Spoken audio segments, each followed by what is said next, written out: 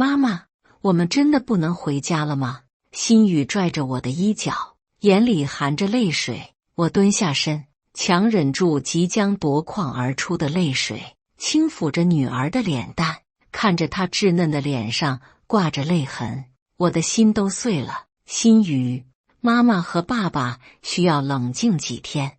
我尽量让声音听起来平稳，不想让自己的情绪影响到他。心雨低下头，小声嘟囔着：“可是我的画册和小熊都还在家里。”他的眼泪又开始在眼眶里打转。小熊一定很想我。我正想安慰他，手机铃声突然响起，看到来电显示是张明。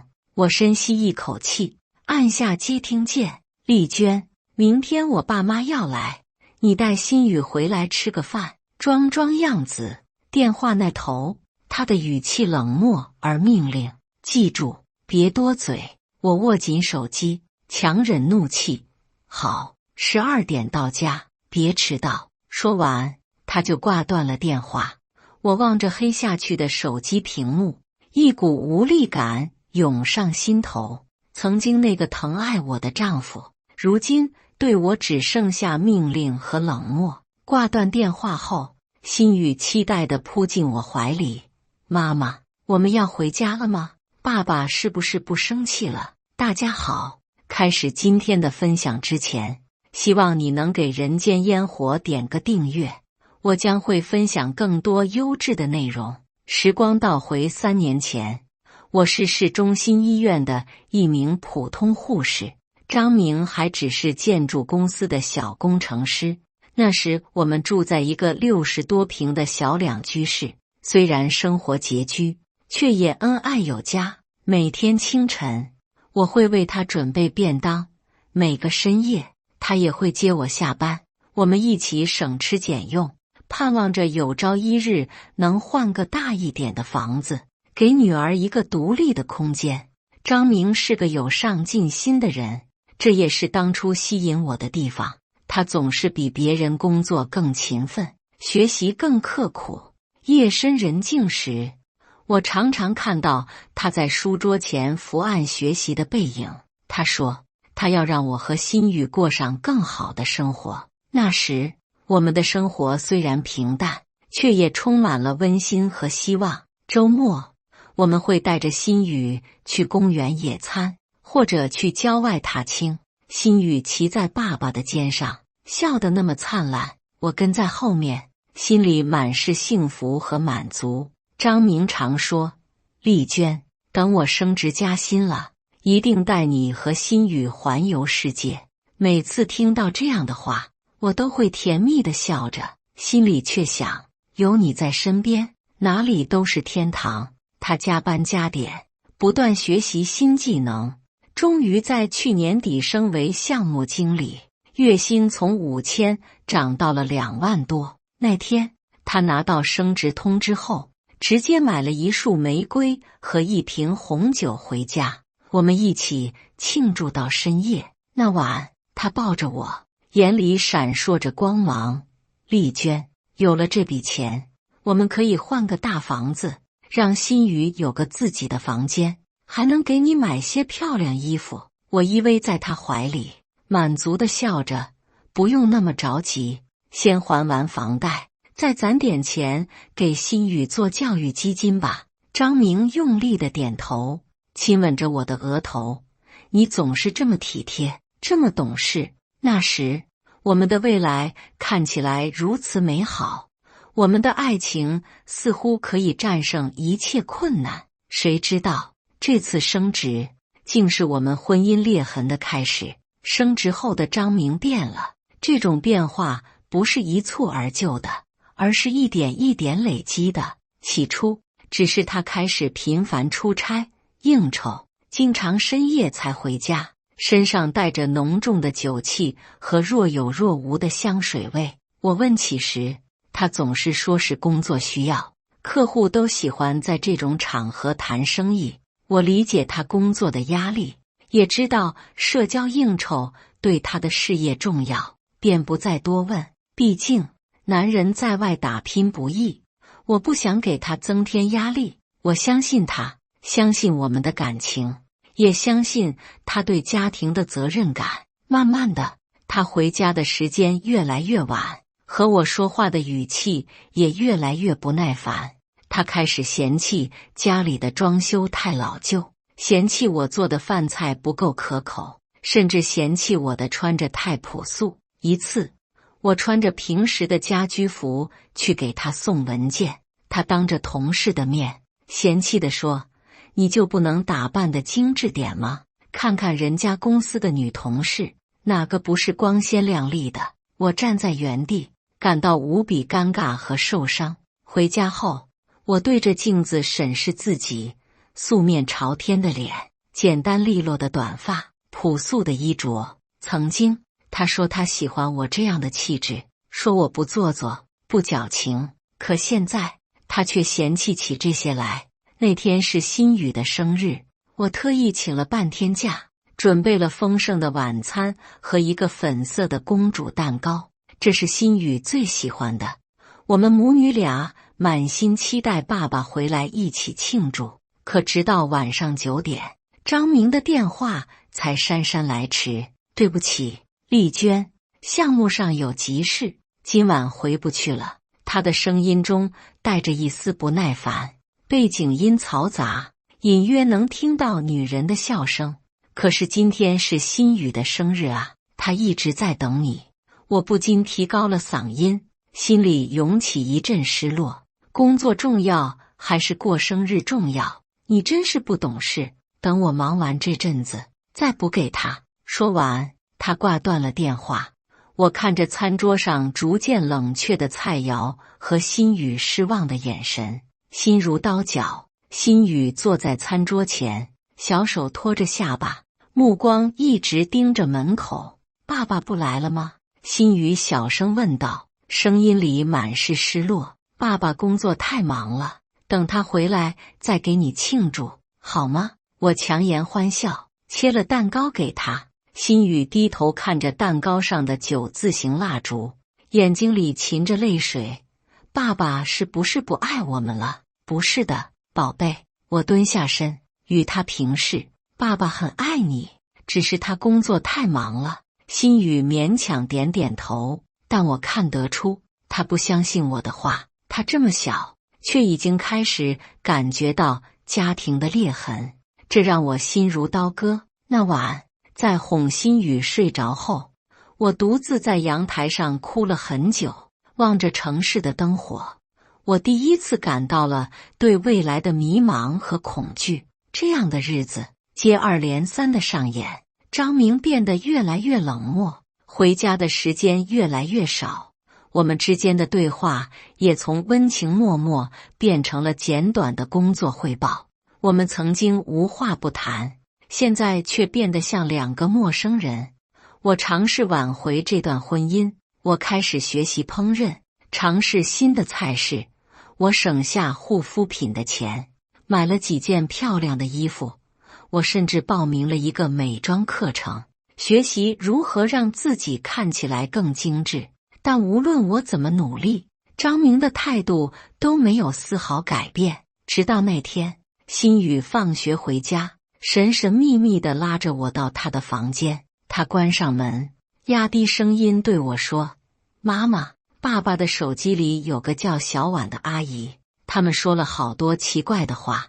你怎么看爸爸的手机了？”我心头一紧，暗暗祈祷不是我想的那样。心雨低下头，小声解释：“昨天爸爸洗澡，手机一直在响，我想帮他接电话。”他顿了顿，小婉阿姨说想爸爸了，还说什么想念你的怀抱。妈妈，这是什么意思？我的心一下子沉到了谷底。那一刻，我感觉整个世界都在坍塌。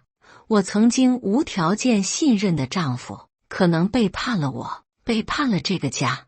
但看着心雨天真的眼神，我强忍住崩溃的冲动，不想在女儿面前表现出来。心雨，这可能是爸爸的同事开玩笑，妈妈会和爸爸谈谈的。我尽力保持镇定，抚摸着女儿的头发。心雨点点头，但他的眼神告诉我，他并不完全相信我的解释。孩子的直觉有时候比大人还要敏锐。当晚，张明依旧没有回家，我躺在床上，翻来覆去，无法入睡。各种念头在我脑海中盘旋：是我不够年轻漂亮了？是我不够体贴懂事了？还是我工作太忙，忽略了他的感受？我试图找出问题所在，希望能挽回这段婚姻。第二天一早，我决定去他公司看个究竟。我请了假，让小李帮我代班，接上放学的新宇，一起去张明的公司。新宇不知道我的计划，以为只是去接爸爸下班。我们站在公司对面的咖啡店里等待。5点半，下班的人陆续走出大楼。远远的，我看见张明和一个年轻貌美的女子有说有笑地走出公司大门。他们站在路边，张明自然地搂住女子的腰，亲密地为她拦下出租车。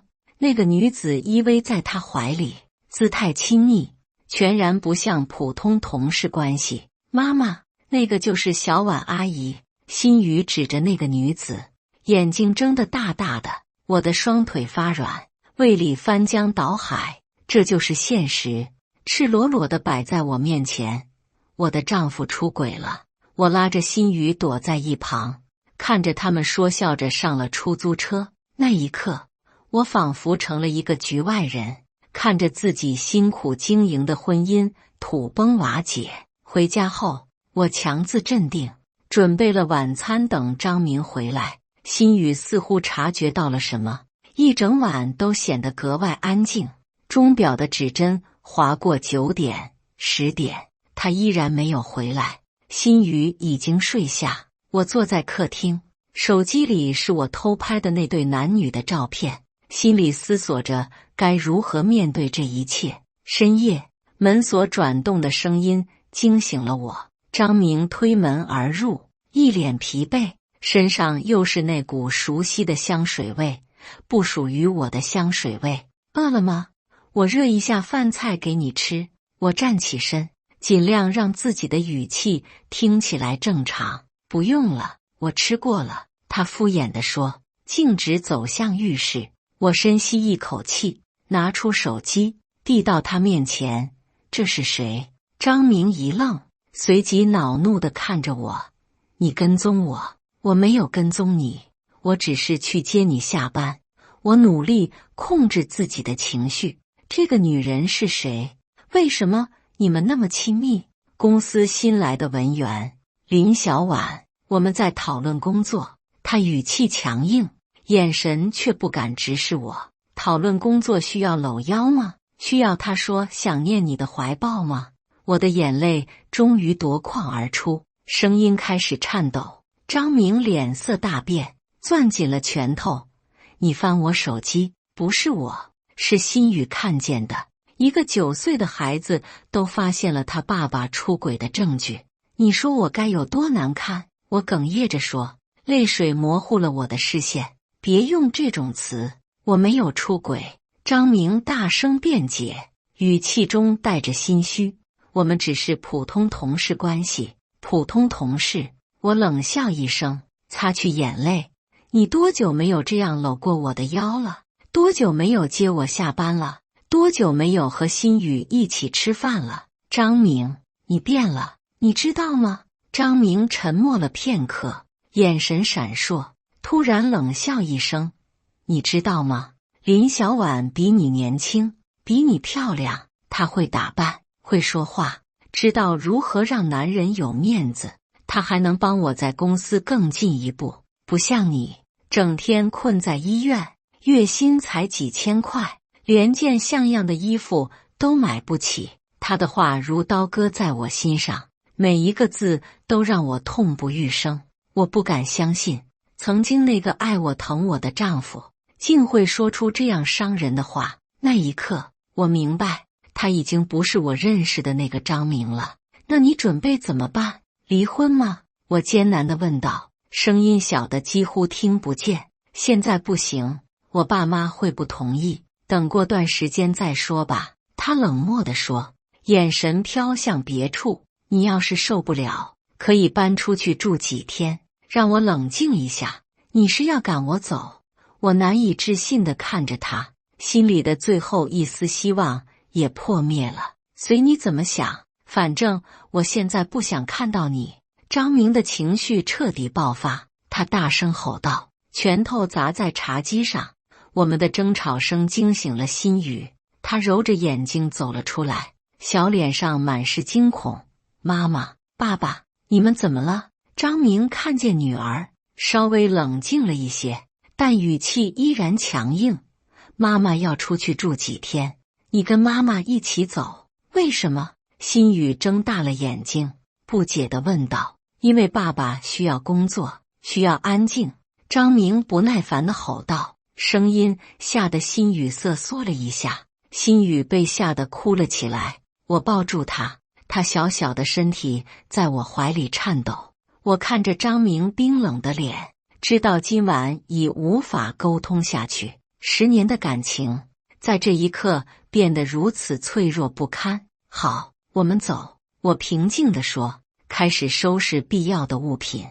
我不想在女儿面前继续争吵，也不想让她看到更多的丑陋场面。心雨在一旁抽泣着，不明白为什么幸福的家庭突然变成了这样。张明则靠在沙发上玩手机，一副事不关己的模样。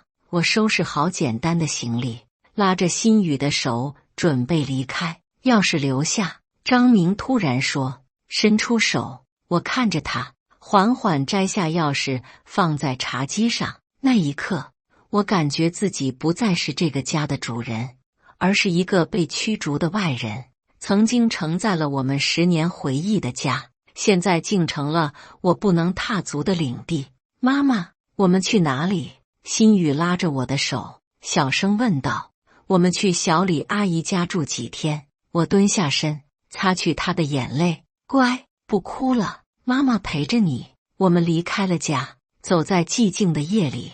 心雨的小手紧紧握着我的，仿佛怕我也会像他爸爸一样突然离开他。我低头看着女儿，心里暗暗发誓，无论如何，我都会保护她，不会让她受到伤害。深夜，我带着心雨敲响了同事小李的家门。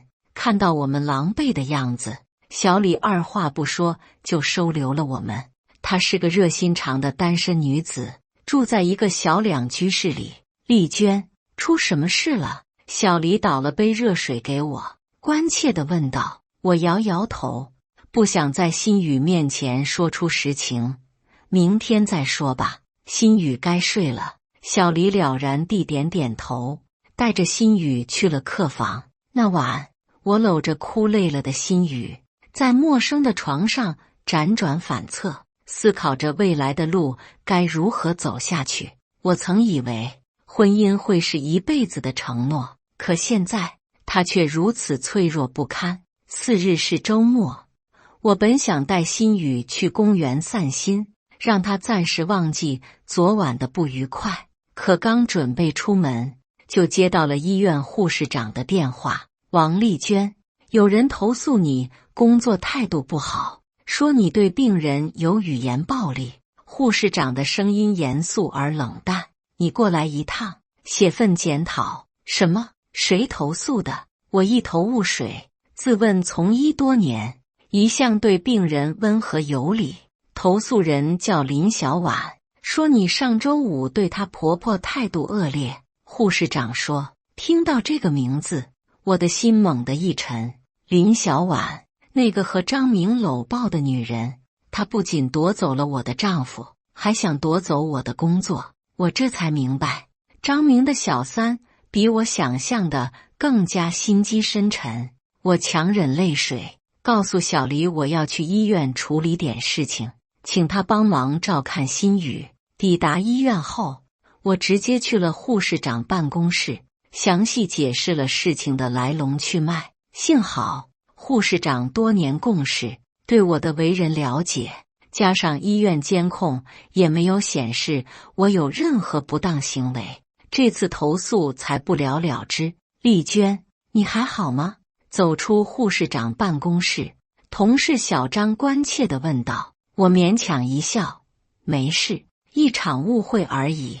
我没有告诉任何人真相，一是不想在同事面前丢脸，二是还抱有一丝幻想，或许这一切只是暂时的，张明会回心转意。1周过去了，张明没有任何联系。新宇每天都问爸爸什么时候来接我们回家，我只能含糊其辞地安慰他，爸爸工作忙，等他忙完了我们就回家。但我知道这只是安慰孩子的谎言，现实远比这残酷得多。终于，周5晚上，我鼓起勇气回家拿些换洗衣物，新宇吵着要一起去，但我委婉地拒绝了，怕他看到什么不该看的场景。小李陪我一起去，他说怕我一个人情绪崩溃。丽娟，你真的想好了吗？在去家的路上，小李问我，如果他真的背叛了你，你准备怎么办？我沉默了片刻，轻声说，我不知道，也许等他想清楚了，会回来。小李叹了口气，没有再说什么，但他的眼神告诉我，他不看好这样的结局。推开家门的那一刻，我呆住了。客厅焕然一新，多了许多陌生的装饰品，一些金色的相框，鲜艳的抱枕，还有一盆我从来不养的鲜花。厨房里传来阵阵香味，一个窈窕的身影在忙碌着。谁？那个女人听到动静，转过身来，吃惊地看着我和小李。我认出了她，林小婉。那个和张明搂抱的女人，近距离看，她确实很漂亮，皮肤白皙，妆容精致，一袭红裙衬得她身材曼妙。相比之下，我的朴素与疲惫显得格外突兀。我是这个家的主人，王丽娟。我冷冷地说，努力保持镇定。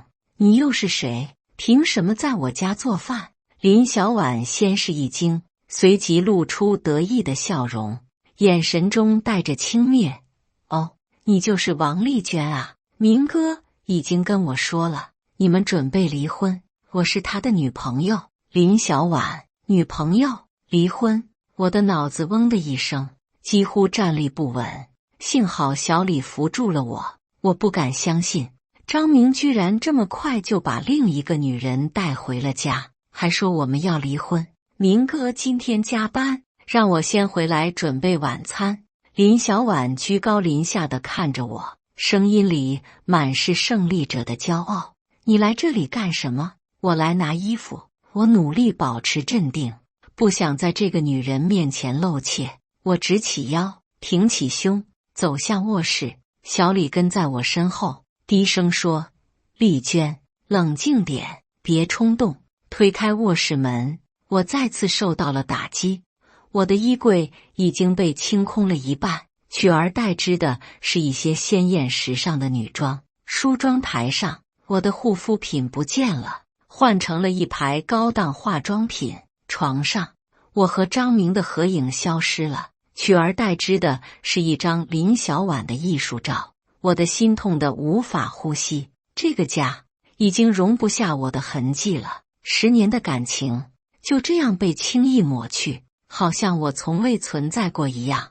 你最好尽快搬走剩下的东西。明哥说了，下个月就去办离婚手续。林小婉靠在门框上，得意洋洋地说，手指卷着自己的长发。我没有回答，默默收拾了一些必需品，转身离开。小李想说些什么，但我摇摇头，示意他不要惹事。出门前，我回头看了一眼这个曾经充满爱的家，泪水模糊了我的视线。回到小李家，我终于崩溃大哭，所有的委屈、愤怒、不甘心，全都化作泪水，不停地流淌。小李轻拍着我的背，不断安慰我，丽娟，别哭了，一切都会过去的。10年啊，小李，我和他在一起10年了。我哽咽着说，我以为我们会白头偕老，可他却……男人就是这样，有了钱就变坏。小李愤愤不平地说：“丽娟，你一定要争取抚养权和财产，别让那个狐狸精得逞。”我点点头，明白自己必须振作起来，为自己和心雨争取权益。第二天，在小李的陪同下，我联系了律师，了解了离婚财产分割和孩子抚养权的相关法律。律师建议我收集证据，证明张明的出轨行为，这样在争取抚养权和财产分割上会更有利。王女士，您需要收集照片、聊天记录，还有目击者证词。律师说，尤其是孩子的证词，法院会特别重视。听到这里，我犹豫了。我不想让心雨卷入这场成人世界的丑陋争斗，不想让他在父母之间选边站，但为了他的未来，我必须做出选择。2周过去了，我逐渐接受了婚姻即将结束的事实，开始计划今后的独立生活。我找了一个兼职工作，增加收入，联系了几个房产中介，打算找个小一点的房子，甚至开始考虑转岗到工资高一点的科室。我知道，无论如何，我都要为心雨创造一个稳定的生活环境。这天晚上，张明突然打来电话，语气比之前缓和了许多。丽娟，我爸妈明天从老家过来，说要看心雨，你明天带他回家吃个饭吧。他说，声音里有一丝请求的意味。我一愣，没想到他会这么快联系我。你爸妈知道我们的事了吗？张明停顿了一下，还不知道，所以明天你别多嘴，就当是正常来往。我瞬间明白了他的用意，他怕父母知道他背叛家庭的事情，想让我配合他演戏。你是怕你爸妈知道你背着我找了个小三？我冷笑一声，心里涌起一阵愤怒。你，张明恼怒地说，声音提高了8度。明天中午12点，别迟到。说完挂断了电话。我看着黑掉的手机屏幕，苦笑不已。他依然这么自私，只顾及自己的面子，丝毫不在乎我的感受。但为了心雨能见到爷爷奶奶，我决定按他说的做。毕竟老人家是无辜的，不该因为我们的问题而受到牵连。谁打来的电话？小黎走过来，递给我一杯热茶。张明，我简单的说，他爸妈明天要来，让我带心雨回去吃饭。你要去？小李惊讶地看着我。我点点头。为了心雨。小李欲言又止，最终只是叹了口气。那你小心点，别受委屈。需要我陪你吗？不用了，我能应付。我勉强一笑。第二天上午，我精心为心雨梳洗打扮，给她穿上了她最喜欢的粉色连衣裙，又买了些水果和点心，准备回家。心雨兴奋不已，一路上不停地说想爸爸了，想爷爷奶奶了。看着他天真的样子，我心里既酸楚又担忧。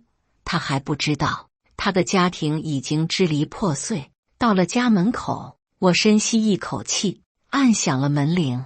开门的是张明，他穿着一件深蓝色衬衫，看起来精神奕奕。看到我们，他先是一愣，目光闪烁，随即蹲下身抱住心雨。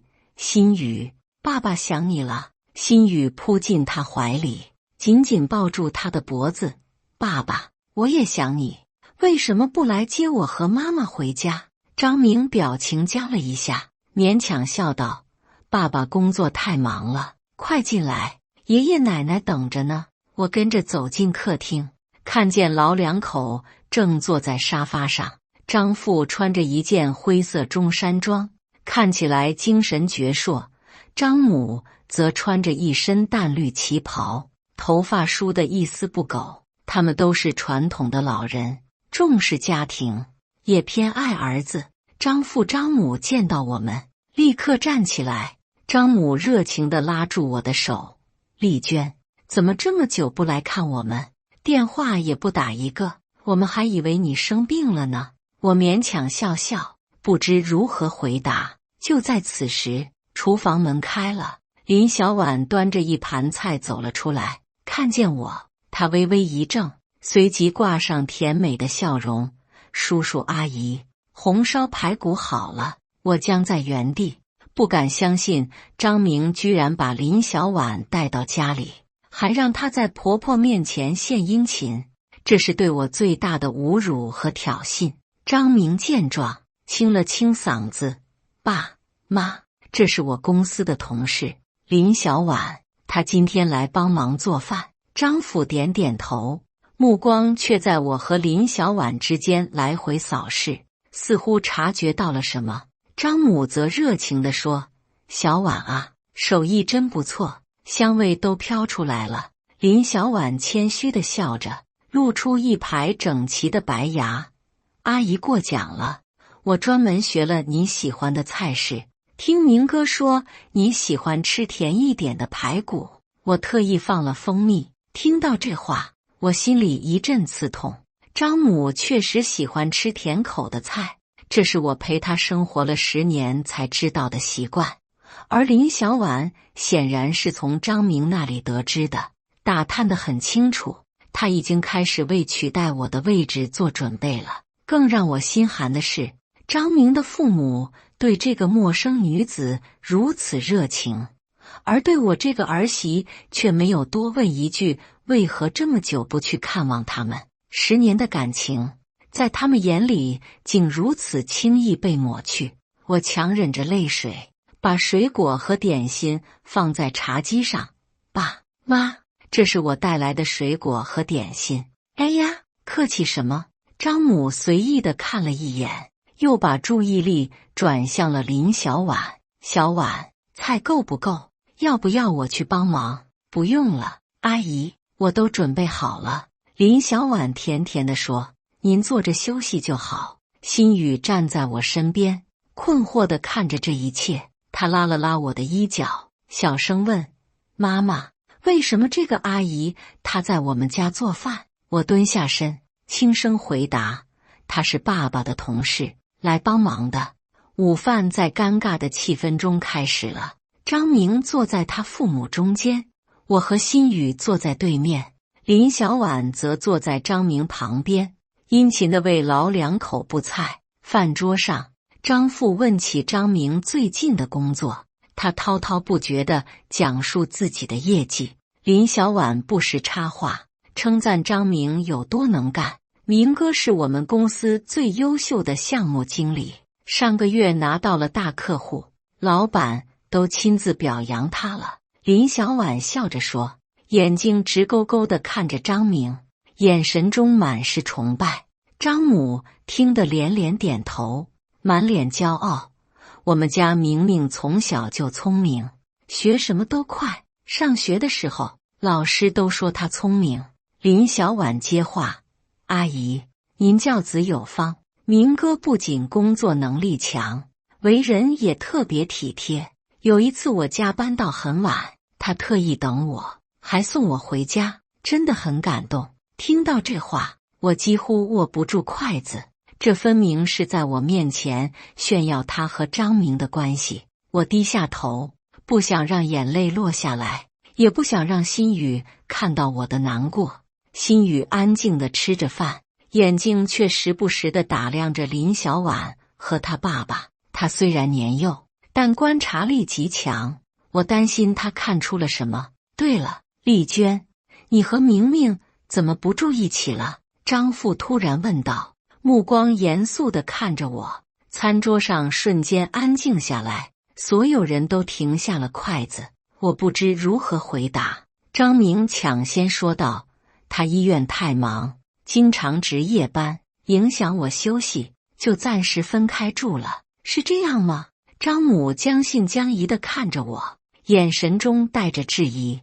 我点点头，不想在饭桌上挑明一切，更不想在心雨面前揭穿张明的谎言。林小婉见状，巧妙地转移了话题。对了，阿姨，明哥说您腰不好，我带了些我家乡的膏药，特别管用，我奶奶用了都说好。哎呀，真是有心了。张母笑得合不拢嘴，显然对这个体贴的儿媳很满意。林小婉继续献殷勤，滔滔不绝地说着张明的好，也说着自己如何体贴入微。她的每一句话都像一把刀，深深刺入我的心脏。我努力保持镇定，为了心宇，为了不在老人面前失态。我觉得老人家身体最重要，要是住在城里治疗方便多了。林小婉继续说，眼神中闪烁着算计的光芒。是啊，可我和他爸舍不得老家的房子，那是张家的祖产。张母叹了口气，语气中满是留恋。林小婉微微一笑，语气轻松地说，其实可以两全其美，把老家房子卖了，在城里买套小的，还能剩不少钱养老呢。我听出了林小婉话里的心思，她打的是张家老宅的主意，那可是价值不菲的房产，地段好，年代久，如今市值已经超过了300万。她不仅想抢我的丈夫，还想连张家的财产一起吞下。我正想说什么，心雨却突然开口了，她的声音清脆而坚定。以上就是今天分享的故事，大家有什么想说的、想吐槽的，欢迎在下方评论交流，也更希望能给人间烟火点个订阅，我将会分享更多优质的故事内容。